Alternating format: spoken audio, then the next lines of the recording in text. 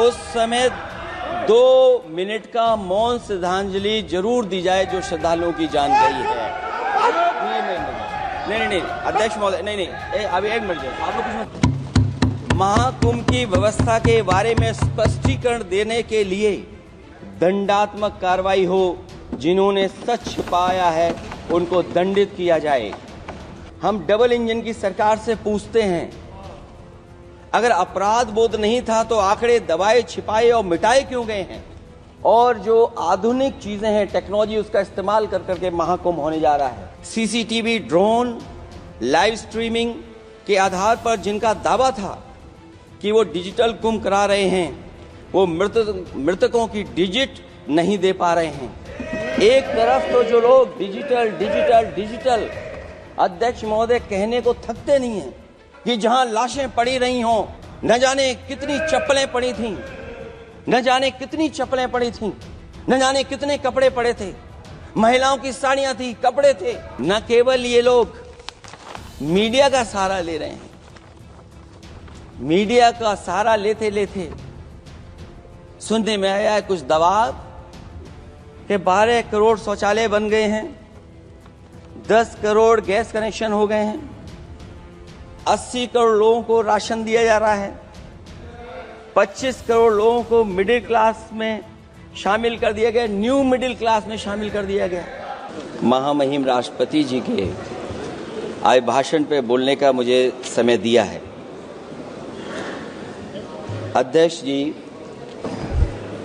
मैं सबसे पहले आपका अभिनंदन एवं अभिवादन करते हुए आग्रह करना चाहूँगा कि मुझे बोलने के लिए जो समय दिया है, मैं उसमें से 2 मिनट का समय महाकुंभ हादसे का शिकार लोगों की आत्मा की शांति के लिए खड़े होकर के मौन रखना चाहूँगा। अगर किसी अन्य को भी सच्चे मन से मृतकों के प्रति सच्चा भाव है तो वो भी हमारे सांसदों के साथ खड़ा होकर के ये मौन श्रद्धांजलि अर्पित कर सकता है। माननीय सदस्य अध्यक्ष महोदय, अगली लाइन अध्यक्ष महोदय, ये विषय अध्यक्ष महोदय, आप सीनियर लीडर हैं। अध्यक्ष महोदय, ये अधिकार आपका है, कभी नहीं रही।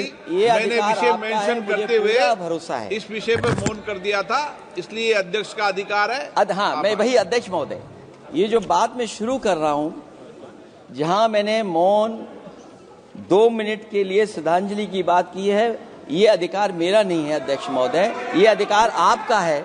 मुझे पूरा भरोसा है आप पर कि जब अभिभाषण की चर्चा खत्म हो रही होगी उस समय 2 मिनट का मौन श्रद्धांजलि जरूर दी जाए जो श्रद्धालुओं की जान गई है। नहीं अध्यक्ष महोदय, नहीं अभी एक मिनट आप लोग कुछ मत बोलो। कुछ नहीं अध्यक्ष महोदय, अभी तो अध्यक्ष महोदय मैंने बात शुरू नहीं की है, और जिन लोगों को तकलीफ है और जिनको दुख होना चाहिए उनके बारे में मैं, हालांकि वो बाद में कहना चाहता था महाकुंभ के बारे में, लेकिन अध्यक्ष महोदय क्योंकि बहुत सारे माननीय सदस्य ये सुन नहीं सकते हैं, इसलिए मैं बात वहीं से शुरू करता हूं। आप देश के परम अभिभावक होने के नाते हमारा आपसे अनुरोध है कि जहां सरकार बजट के आंकड़े लगातार दे रही है, और जब मैंने अभिभाषण पढ़ा अध्यक्ष महोदय, बहुत सारे आंकड़े सरकार ने दिए हैं। आंकड़े देने से पहले महाकुंभ में मरने वालों के आंकड़े भी दे दें। महाकुंभ की व्यवस्था के बारे में स्पष्टीकरण देने के लिए मेरी मांग अध्यक्ष महोदय, सर्वदलीय बैठक बुलाई जानी चाहिए।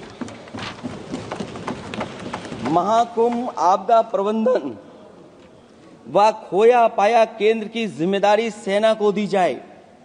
महाकुंभ हादसे के शिकार लोगों की मृत्यु, घायलों का इलाज, दवाइयों, डॉक्टर, भोजन पानी, परिवहन की उपलब्धता का आंकड़ा संसद में पेश किया जाए। महाकुंभ हादसे के लिए जिम्मेदार लोगों पर महाकुंभ हादसे के लिए जिम्मेदार लोगों पर घोर दंडात्मक कार्रवाई हो। जिन्होंने सच छिपाया है उनको दंडित किया जाए। अध्यक्ष महोदय, हम डबल इंजन की सरकार से पूछते हैं, अगर अपराध बोध नहीं था तो आंकड़े दबाए, छिपाए और मिटाए क्यों गए हैं? सच छिपाना और मिटाना भी तो अपराध है। इसका दंड कौन भुगतेगा? अध्यक्ष महोदय, जहां इंतजाम होना चाहिए था वहां प्रचार हो रहा था। एक धार्मिक समागम में डबल इंजन का राजनीतिक प्रचार अशोभनीय है, निंदनीय है। इतने बड़े हादसे के बाद कम से कम अब तो वो होर्डिंग उतरवा देना चाहिए। अध्यक्ष महोदय, महाकुंभ की जो तैयारी हुई, जो हम लोगों ने जाना वहां पर, महाकुंभ न केवल 144 साल के लिए ये कहा गया, बल्कि ये भी कहा गया कि पहली बार धरती पर इस तरह का डिजिटल और जो आधुनिक चीजें हैं, टेक्नोलॉजी, उसका इस्तेमाल कर करके महाकुंभ होने जा रहा है। सीसीटीवी, ड्रोन, लाइव स्ट्रीमिंग के आधार पर जिनका दावा था कि वो डिजिटल कुंभ करा रहे हैं, वो मृतकों की डिजिट नहीं दे पा रहे हैं। एक तरफ तो जो लोग डिजिटल डिजिटल डिजिटल अध्यक्ष महोदय कहने को थकते नहीं हैं, लेकिन जब कुंभ में इतना बड़ा हादसा हो गया है तो यही सरकार डिजिट नहीं दे पा रही है। हमारे अपने लोग मारे गए हैं, जिसमें परिवार का हर रिश्ता दिवंगत हुआ है। किसी की माता, किसी के पिता, किसी की बहू, किसी की बेटी, किसी का भाई बहन, चाचा चाची। बच्चों के आंकड़े तो अभी तक नदारद हैं। खोया पाया केंद्र ही लोगों को तो नहीं मिल रहा है। जो खोया पाया केंद्र था उसको भी लोग पा नहीं पा रहे, ढूंढ नहीं पा रहे। अध्यक्ष महोदय, कुंभ कोई पहली बार नहीं हो रहा है। कुंभ का आयोजन सदियों से होता आया है। हमारे पौराणिक और हमारे इतिहास के दस्तावेज ये बताते हैं कि समय समय पे जो भी सरकारें रही होंगी, जिसका भी राज रहा होगा अध्यक्ष महोदय, उसने महाकुंभ या इस तरह के कुंभ का आयोजन किया है। एक तरफ तो वो कि जो 144 साल बाद महाकुंभ होने जा रहा है, उसका इतना प्रचार किया। और मैंने तो कई टीवी इंटरव्यूज में, कई समाचार चैनलों पर ये बात सुनने में आई और सुनते रहे हम लोग कि सरकार ने 100 करोड़ लोगों के आने का इंतजाम किया है। और अगर 100 करोड़, अध्यक्ष महोदय, अगर ये बात गलत है तो मैं रिजाइन आपको देना चाहता हूं। अगर अध्यक्ष महोदय, ये माननीय सदस्य लोग अगर ये नहीं सुन पा रहे हैं तो मैं इनको एक एक को, आप नहीं गए स्नान करने, आप स्नान करने नहीं गए, इसीलिए इस तरह की भाषा का इस्तेमाल कर रहे हैं। अध्यक्ष महोदय, ये कहा गया कि 144 वर्ष के बाद ये हो रहा है। जहां तक मेरी समझ और जानकारी कहती है, जो एस्ट्रोनॉमी और एस्ट्रो चीजों को समझते होंगे वो ये स्वीकार करते होंगे, जो भी कुंभ होता होगा वो 144 वर्ष के बाद ही होता होगा। लेकिन ये कहा गया कि नक्षत्र ऐसे हैं। तो मैं अध्यक्ष महोदय सरकार से कहना चाहता हूं कि सतयुग से लेकर के कलयुग तक ये सनातन परंपरा रही है कि संत, महात्मा, साधु समाज मुहूर्त के हिसाब से शाही स्नान करते हैं। उसमें नक्षत्रों के हिसाब से जो सहयोग बनता है वही शाही स्नान का मुहूर्त होता है। लेकिन भाजपा के राज में ये सनातन परंपरा टूट गई। पहले सरकार ने संत समाज को शाही स्नान रद्द करने का आदेश दिया, जिससे अनादिकाल की सनातन परंपरा टूटी। और फिर जब देश भर में ये बात उठी, तो उन्होंने हादसे को छिपाकर फिर से आदेश दिया कि अखाड़े शाही स्नान करने जाएं।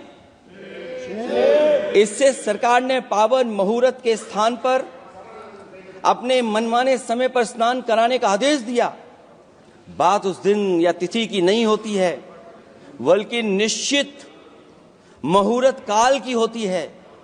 ये सनातन परंपरा तोड़कर इन लोगों ने अच्छा नहीं किया। और ये क्या परंपरा टूटी है कि नहीं टूटी है, मैं समझता हूं अध्यक्ष महोदय मुझसे बेहतर सामने वाले ज्यादा जानते होंगे इसके बारे में। और जो लोग अध्यक्ष महोदय जो हम लोगों ने देखा वहां पर लोग पुण्य कमाने आए थे और अपनों के शव लेकर के गए हैं। चमत्कारी करिश्मा तो ये हुआ है, श्रद्धालुओं के शव मिल गए थे, पर सरकार स्नान करने वाले मरने वालों की बात स्वीकार नहीं कर रही थी। और इससे ऊपर ये बात जो वहां पर और हुई, अध्यक्ष महोदय, जब ये जानकारी हो गई कि कुछ लोगों की जान चली गई, लाशें हैं जो मोर्चरी में पड़ी हैं, अस्पताल में पड़ी हैं, उसके बाद सोचिए सरकार क्या कर रही है। अपने सरकारी हेलीकॉप्टर में फूड भर करके फूलों को डालने का काम किया। सोचिए ये हमारी कहां की सनातनी परंपरा है। मैं जानना चाहूंगा सदन के माध्यम से हमारे माननीय सदस्य बताएं कि जहां लाशें पड़ी रही हों, न जाने कितनी चप्पलें पड़ी थीं, न जाने कितनी चप्पलें पड़ी थीं, न जाने कितने कपड़े पड़े थे, महिलाओं की साड़ियां थी, कपड़े थे, लेकिन उनको कैसे उठाया गया? उन सबको उठाया गया जेसीबी मशीन से, ट्रैक्टर की ट्रॉली से। उनसे उठा करके कहां फेंका कोई नहीं जानता, लेकिन जब उनको लगा कि वहां से बदबू आ रही है तो यही सरकार के लोग छिपाने लगे हैं। यही आपका महाकुंभ का आयोजन था। और हर बात को छिपाने के लिए न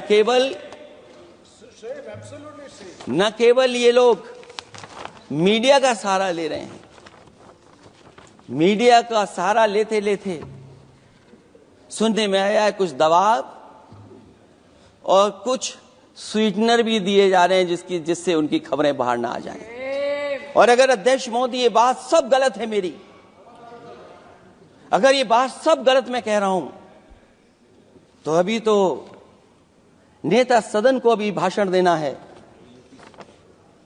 और मैं ये बात और कहना चाहता हूं, आप अपनी तरफ से जानकारी कर लीजिएगा। हमारे उत्तर प्रदेश के मुख्यमंत्री जी ने शोक नहीं प्रकट किया था।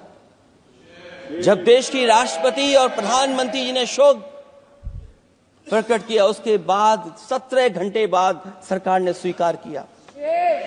अध्यक्ष मोदी, ये वो लोग हैं जो आज भी कोई सच्चाई स्वीकार नहीं कर सकते।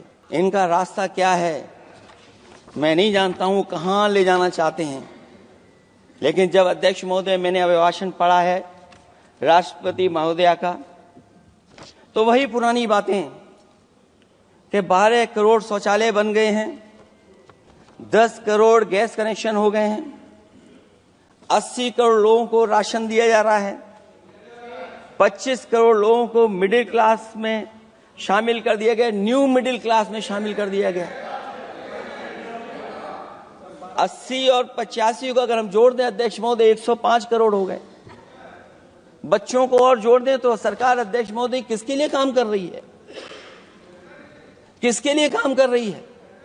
अगर 80 को राशन दें, 25 को न्यू मिडिल क्लास में जोड़ दें, 105 करोड़ हो गए।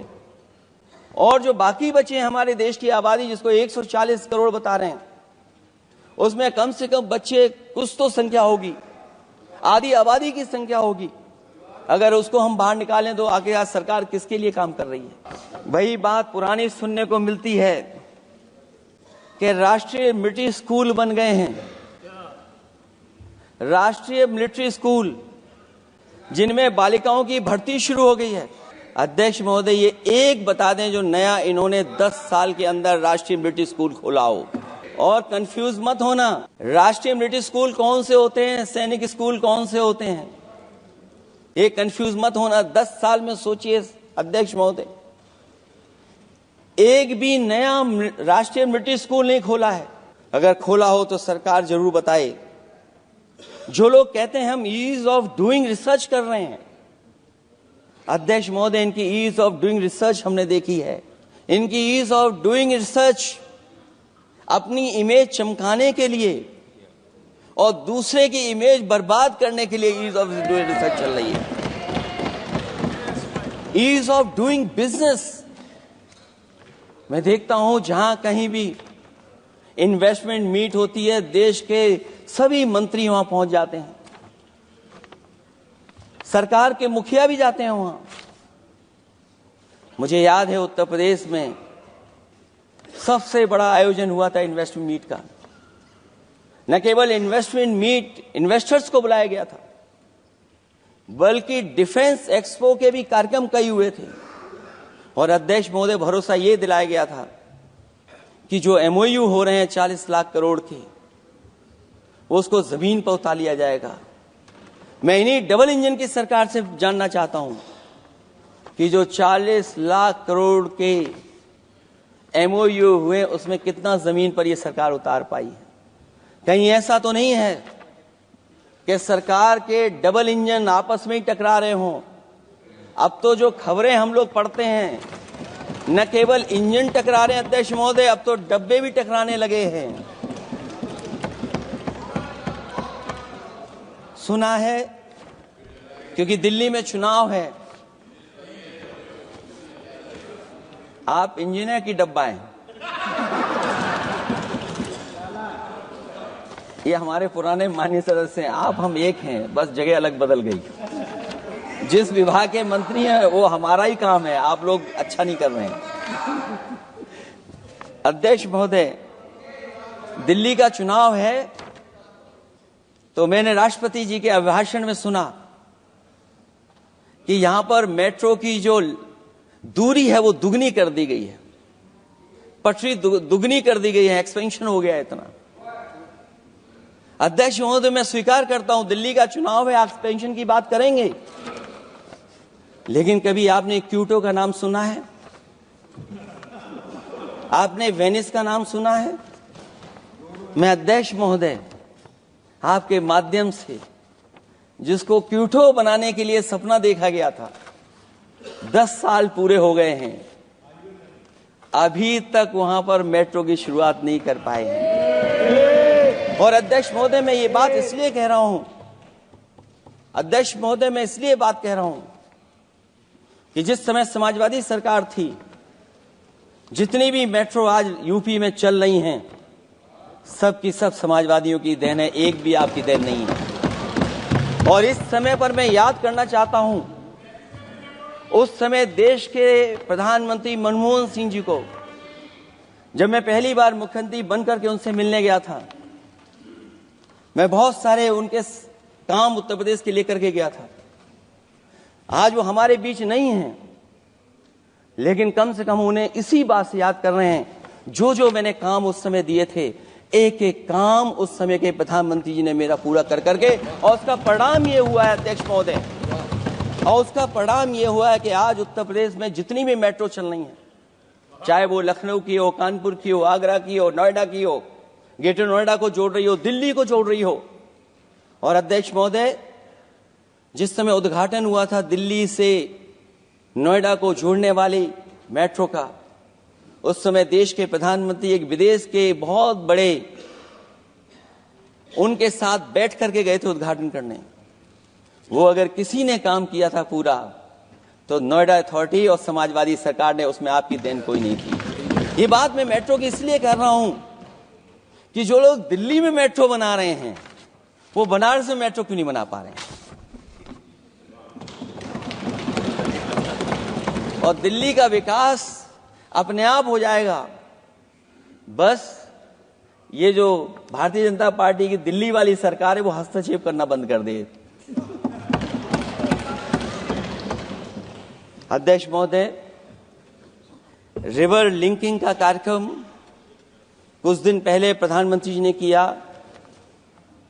अध्यक्ष महोदय, मैं आपके माध्यम से, जहां किसानों के लिए एक नई चीज आ रही है, जिससे कि न केवल उनकी खेती बाड़ी बल्कि बहुत सा सुधार दिखाई देगा। खेती बाड़ी को भी पानी मिलेगा, पीने का भी पानी होगा।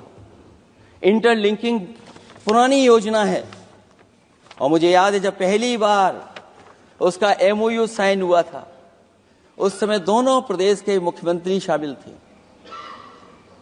लेकिन जब उद्घाटन हुआ है तो दोनों के प्रदेश के मुख्यमंत्री वहां से गायब थे। और वो कारण अगर जानना चाहोगे तो वो कारण भी बता दूंगा अगर आप कहोगे तो। जहां इंटरलिंकिंग हो रही रिवर की, ये अच्छी योजना है। 40,000 करोड़ रुपए आप खर्च करने जा रहे हैं। लाखों लाख जमीन उत्तर प्रदेश और मध्य प्रदेश की सिंचाई के लिए शामिल हो जाएगी, लोगों को पीने का पानी मिलेगा। लेकिन जिनकी जमीन जाएगी उन किसानों को, गरीबों को क्या सरकार मदद कर रही है? लैंड एक्विजिशन मैंने भी की एक समय पर, और मुझे याद है अध्यक्ष महोदय, जब मैंने लैंड एक्विजिशन किया था उसमें भारत का ये लैंड एक्विजिशन एक्ट नहीं आया था। मैंने किसानों से बातचीत की थी और किसानों से समझाया कि ये योजना से, परियोजना से क्या लाभ होने जा रहा है। वहां के किसान तैयार हो गए और उसका परिणाम यह था कि 21 महीने में देश का सबसे बेहतरीन एक्सप्रेसवे और जमीन एक्वायर कर करके हम लोगों ने बना करके दिखा दिया। और जब उद्घाटन हुआ था तो उसमें भारतीय वायुसेना के विमान सुखोई और मिराज को उतार करके हम लोगों ने उद्घाटन किया था उसका। ये बात मैं इसलिए बता रहा हूं, जिस हाईवे पर देश के प्रधानमंत्री उतरे थे और उद्घाटन के बाद प्रधानमंत्री जी के पीछे पीछे कोई चल करके आया था। वो हाईवे भी अगर किसी ने डिजाइन किया था तो समाजवादी सरकार का डिजाइन था, वो भारतीय जनता पार्टी का डिजाइन नहीं था। और अगर इनका डिजाइन होता तो उत्तर प्रदेश में कोई नया हाईवे ऐसा बना करके दिखाएं जिसमें हवाई जहाज उतर जाए। नहीं तो मैं मानूंगा कि आप जो कह रहे हैं कि आधुनिक इंफ्रास्ट्रक्चर बनाना चाहते हैं, आपकी परिभाषा क्या है आधुनिक इंफ्रास्ट्रक्चर की? और ये बात में जो इतनी घुमा फिरा के कह रहा हूं, वो बात में लौट करके उसी पे जा रहा हूं अध्यक्ष महोदय। अगर 40,000 करोड़ की योजना बनी है रिवर इंटरलिंकिंग की, तो जिन किसानों की, जिन गरीबों की जमीन जा रही है, उन किसानों को आप सही तरीके से मुआवजा, मदद उनकी क्यों नहीं कर रहे हो आप? अध्यक्ष महोदय, मैं इस अभिभाषण के माध्यम से जब सदन में जवाब आए तो उन किसानों की मदद होनी चाहिए। वो किसानों के पास कुछ नहीं है। उसके बाद आपका जो पैकेज है, आपका पैकेज पता नहीं क्यों कंजूस बनाता है कोई। आपका पैकेज कंजूस बनाता है कोई। कम से कम आपका दिल बड़ा होना चाहिए, और इतना बड़ा दिल हो कि किसान खुशहाली के रास्ते बजाए। आपने किसानों की आय दोगुनी नहीं की, आप आय दोगुनी नहीं कर पाए हैं। कम से कम उन्हें वो मदद करने का काम करें। इसमें अध्यक्ष महोदय, मैं राष्ट्रपति जी के अभिभाषण पर पढ़ रहा था कि सोलर को लेकर के और रूफ टॉप सोलर एनर्जी को, स्कीम को लेकर के बहुत बड़ी योजना और कई हजार करोड़ रुपए सरकार खर्च कर रही है। मुझे याद है जब देश के राष्ट्रपति कलाम साहब थे, उन्होंने एक प्रेजेंटेशन किया था सरकार के सामने, और प्रेजेंटेशन के बाद मैंने उनसे निवेदन किया कि अगर ये योजना मैं कर दूं तो आप क्या उद्घाटन करने आएंगे? उन्होंने कहा कि अगर ये आप कार्य योजना लागू कर देंगे तो उद्घाटन करने भी मैं आऊंगा। अध्यक्ष महोदय, उस दिन आंधी तूफान था, टेंट बिल्कुल उड़ गया था। इतना शायद पानी और बिजली का चमकना इतना था कि मैंने खुद रिक्वेस्ट की थी उनसे कि आप मत आइए, फिर कभी हम लोग कार्यक्रम कर लेंगे। लेकिन वो कार्यक्रम में आए, उन्होंने उद्घाटन किया। और अध्यक्ष महोदय, जो लोग कह रहे हैं 40,000 करोड़ की रूफटॉप स्कीम लाए सोलर की, जो मिनी ग्रिड बना करके पूरे के पूरे गांव को हम लोगों ने फ्री बिजली दी थी। फ्री बिजली उनको मिलती थी 24 घंटे, उनकी चक्की चलती थी, उनका सिंचाई का पानी का इंतजाम होता था। जब तक समाजवादी सरकार रही तब तक वो योजना चलती रही, और जैसे ही समाजवादी सरकार गई, इन्हीं के लोगों ने उसका मेंटेनेंस रोक दिया। न केवल उस गांव का जिसका राष्ट्रपति रहे उन्होंने उद्घाटन किया, बल्कि और जितनी भी सोलर की स्कीम चल रही थी, लोहिया आवास में जहां सोलर स्कीम के माध्यम से हम लोग गरीब को सोलर पैनल के माध्यम से उनको बिजली दे रहे थे, फ्री बिजली, उन सब योजनाओं को इन्होंने बंद करने का काम किया है। सोचिए, ये वो लोग हैं जो इंफ्रास्ट्रक्चर बनाना चाहते हैं। अध्यक्ष महोदय, चीन के सवाल को लेकर के कांग्रेस पार्टी के भी कुछ विचार हैं, हमारे भारतीय जनता पार्टी के लोगों के भी विचार हैं। सच्चाई ये सदन और ये देश भी जानता है, एक समय पर हम लोगों ने बहुत लाखों लाख किलोमीटर की जमीन, लाखों लाख एकड़ की जमीन हम लोगों ने खोई, और अब उसी रास्ते पर भारतीय जनता पार्टी चल रही है। अध्यक्ष महोदय, सवाल यह है, जमीन खोने के साथ साथ भारतीय जनता पार्टी स्वीकार नहीं कर रही है कि जमीन चीन ने कब्जा की है। और ये बात अगर हम लोग कह रहे हैं तो जो अखबारों में खबरें निकलती हैं, टीवी पे कभी कभी खबरें आती हैं, अध्यक्ष महोदय सरकार को कहिए कि ऐसे चैनल, ऐसे अखबारों पे एफआईआर लिखा कर उन्हें जेल भेज दो, क्योंकि कुंभ की जो खबर चलाना चाहते थे, कुंभ की जो खबर देना चाहते थे, उन कुछ साथियों पे आपने एफआईआर लिखा दी है। अगर कुंभ पर सच्ची खबर दिखाने वालों पे आप एफआईआर लिखा सकते हैं, तो फिर चीन की खबर, जो खबर चला रहे हैं, उस पर भी आपको एफआईआर लिखवानी चाहिए। दूसरा, हमारा एक जाति जनगणना का मसला बहुत पुराना है, ये कोई नया नहीं है। आरक्षण के सवाल पर इस देश में दक्षिण भारत से लेकर के उत्तर भारत में और देश में जगह जगह पर बहुत सारे नेता ऐसे रहे जो आज हमारे बीच नहीं हैं, जिनकी वजह से हम आज उस आंदोलन को आगे ले जा रहे हैं। बाबा साहब भीमराव अम्बेडकर जी का जो संविधान है, उसके तहत जो हमें हक अधिकार मिले हैं, आरक्षण की व्यवस्था है, उस व्यवस्था को और मजबूत बनाने के लिए जाति जनगणना होना चाहिए। उसके पक्ष में अब तो कांग्रेस पार्टी भी है। एक समय था जब कांग्रेस पार्टी उस पक्ष में नहीं थी, और अध्यक्ष महोदय, मैं बड़ी जिम्मेदारी के साथ कहना चाहता हूं, अगर उसी समय कांग्रेस पार्टी भी पक्ष में होती तो आज हमें आपके सामने खड़ा नहीं होना पता, मांगना नहीं पड़ता जाति जनगणना। लेकिन अध्यक्ष महोदय, मैं अपने कांग्रेस पार्टी के साथियों से भी कहना चाहूंगा, अध्यक्ष महोदय, मैं कांग्रेस पार्टी के साथियों से भी कहना चाहता हूं, हम आपके साथी हैं, और इस मुद्दे पे तो हम आपके साथ और आपके आगे भी चल करके आपका साथ दे देंगे। अब जाति जनगणना को कोई नहीं रोक सकता है। एक दिन ऐसा आएगा अध्यक्ष महोदय, एक दिन ऐसा आएगा, कोई टकरार नहीं है, आपके इंजन जैसे नहीं है, आपका एक इंजन। अध्यक्ष महोदय, ये अध्यक्ष महोदय, हम तो, मुझे कभी कभी ये लगता है कि प्रधानमंत्री जी जितना अपने लोगों को ध्यान दे करके समझाते हैं, इतना ये समझते ही नहीं है। वो अध्यक्ष महोदय, वो सबसे ज्यादा सोशल मीडिया के बारे में जानकारी रखते हैं। आप भी जानकारी रखा करो। अगर आप जानकारी रखोगे तो आपको सच्चाई पता लग जाएगी। एक इंजन ने नमस्कार नहीं किया था दूसरे इंजन को, अगर याद हो तो पता कर लें। और ये बात अगर छिपी हुई हो, ऑनरेबल मेंबर, अध्यक्ष महोदय, अभी तो मैंने शुरू नहीं किया, मेरा लिखा हुआ बहुत लंबा है। कंक्लूड करें, आप समाप्त करें प्लीज। और अध्यक्ष महोदय, एक सवाल और बड़ा उठा है, नौकरी को लेकर के, रोजगार को लेकर के, और हमारे भारत की जो मैन्युफैक्चरिंग सेक्टर है उसको बढ़ावा कैसे दिया जाए। चीन जैसा देश केवल एक पे हमला नहीं कर रहा है अध्यक्ष महोदय, आपकी जमीन भी छीन रहा है और आपका बाजार भी छीन रहा है।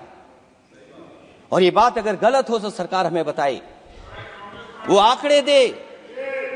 अगर कांग्रेस पार्टी का रास्ता था तो आपका रास्ता कांग्रेस पार्टी का क्यों है? अगर कांग्रेस पार्टी का वो रास्ता था तो आपका रास्ता क्यों है वो? मैं तो जानता हूं जिस दिन उनके सहयोगी साथी समझ लेंगे, वो भी साथ छोड़ जाएंगे। दूसरा जो सवाल कहा गया है अध्यक्ष महोदय,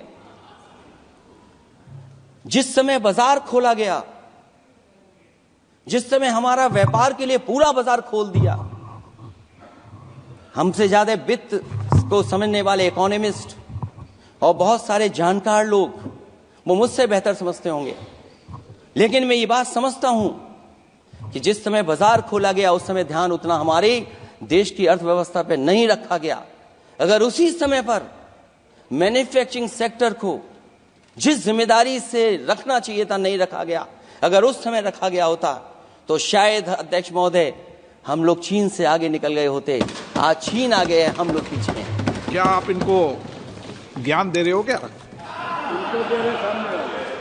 अध्यक्ष महोदय अपना रास्ता तो वही है, साइकिल वाला। इसलिए अध्यक्ष महोदय अगर समय, मेरा समय है अभी, क्योंकि मैं बहुत कुछ लेकर के आऊं। और जहां तक इंफ्रास्ट्रक्चर की बात है, आप कहते हैं कि देश का आधुनिक इंफ्रास्ट्रक्चर बनेगा, न केवल उसके नागरिकों को एक बेहतर जीवन देश की नई पहचान देता है, बल्कि देश को एक नया आत्मविश्वास भी देता है। अरे अगर ये बात सच है तो अध्यक्ष महोदय मैं वो बात कहना चाहता हूं कि 2022 के चुनाव से पहले एक बुंदेलखंड एक्सप्रेस वे बनाया गया था, और जिसकी तैयारी को लेकर के देश के प्रधानमंत्री जी गए थे। कितनी सजावट हुई थी, कितनी तैयारी हुई थी। जो हमारे बुंदेलखंड के साथी माननीय सदस्य चलते होंगे बुंदेलखंड के एक्सप्रेस वे पर, वो जानते होंगे। प्रधानमंत्री जी उद्घाटन करके गए, पानी बरस गया, बुंदेलखंड बह गया, एक्सप्रेस वे बह गया। और सोचिए अध्यक्ष महोदय, कब उद्घाटन किया था आपने? 22 में, और आज भी मेंटेनेंस चल रहा है उसमें। 22 के बाद से आज तक भी मेंटेनेंस चल रहा है। और कहीं अगर आपने जो गाड़ियां बाजार में ला दी हैं, जो बाजार में आजकल अध्यक्ष महोदय जो गाड़ियां आ गई हैं, अगर वो कहीं अपनी रफ्तार से चलेंगी तो या तो पेट दर्द होगा या कमर का दर्द होगा, दोनों में से एक के लिए तो इलाज जाना ही पड़ेगा। और वो कितने हजार करोड़ का बना? 14,000 करोड़ का। इसी तरह गोरखपुर लिंक एक्सप्रेसवे यूपी में 91 किलोमीटर।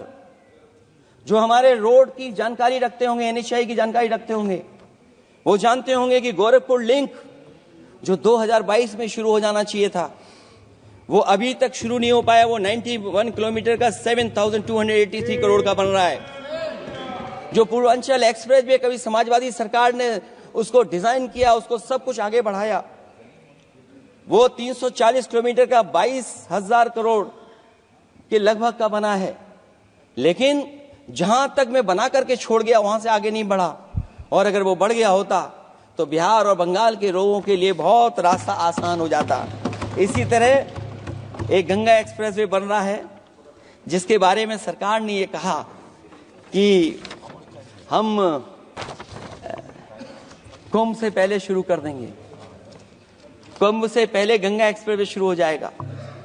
अध्यक्ष महोदय वो नहीं शुरू हो पाया। मुझे लगता है जिस रफ्तार से वो काम हो रहा है, अगला जब अर्ध कुंभ आएगा तब तक ही बन पाएगा वो।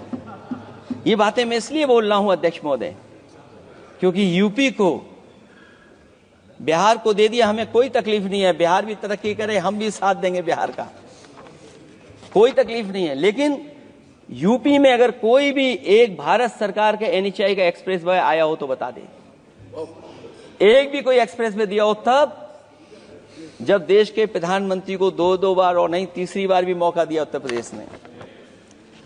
मैं अध्यक्ष महोदय आपका इशारा समझ रहा हूं। बाकी अध्यक्ष महोदय भाषण में अब बजट पे पढ़ दूंगा, मेरा बाकी भाषण बजट में होगा। मैं अपना भाषण खत्म करते हुए केवल इतना कहना चाहता हूं, मैं जो मेरे सुझाव आए हैं उन सुझावों को शामिल करे सरकार, और केवल प्रचार में न रहे सरकार। अध्यक्ष महोदय, मैं अपनी बात खत्म करने से पहले जो राष्ट्रपति जी ने कहा है, मैं भी सहमत हूं उससे। मैं उनकी सब लाइनें पढ़ना चाहता हूं। जो राष्ट्रपति महोदया जी ने कहा है, मैं उससे सहमत हूं। हमारा हिंदुस्तान 140 करोड़ आबादी वाला देश है। हमारे यहां भिन्न भिन्न राज्य, भिन्न भिन्न क्षेत्र, भिन्न भिन्न भाषाएं हैं, परंतु एक राष्ट्र के रूप में हमारी एक ही पहचान है, हिंदुस्तान। और हमारा एक ही संकल्प है, एक ही लक्ष्य है, विकसित हिंदुस्तान। आने वाले वर्षों में देश को विकसित राष्ट्र बनाने के लिए हम सभी दृढ़ संकल्पित हैं। इस संकल्प में देश के शहीदों की प्रेरणाएं हैं, पूज्य बापू के मानवीय आदर्श हैं और सरदार पटेल जैसी मां भारती की संतान द्वारा हमें दिलाई गई एकता की शपथ है। हमें इन प्रेरणाओं को आगे रखते हुए एकता के इस समर्थ विकसित हिंदुस्तान के संकल्प को पूर्ण करना है। आइए हम एक बार फिर एकता के संकल्प को दोहराएं और हिंदुस्तान के सपनों को पूरा करने के लिए कटिबद्ध हों। जब हम साथ मिलकर बढ़ेंगे तो हमारी भावी पीढ़ियां 2047 में अवश्य विकसित, सशक्त, समर्थ, समृद्ध, सोशलिस्ट, सेकुलर, डेमोक्रेटिक हिंदुस्तान देखेगी। मैं इतनी ही बात कहते हुआ, क्योंकि 10 बजट आपने पेश किए हैं, वो आप समझ गए होंगे, आप समझ गए बात को जो मैं कह रहा हूं। अध्यक्ष महोदय, जो बात मैं कह रहा हूं वो बात वहां तक पहुंच गई है। उनके चेहरे बता रहे हैं कि बात वो पहुंच गई है। और मैं अपने अंत में बस यही कहूंगा, क्योंकि 10 बजट के बाद ये अभिभाषण सुन रहे हैं हम लोग, 11वां बजट आ गया है। बजट हो ऐसा जिसमें सबके लिए उम्मीदें हों, समृद्धि की दिवाली और खुशियों की ईद हो। बहुत बहुत धन्यवाद अध्यक्ष महोदय, मैं आपका धन्यवाद देता हूं और सभी माननीय सदस्यों का जिन्होंने सुनने का काम किया। बहुत धन्यवाद। श्री सौगत राय जी।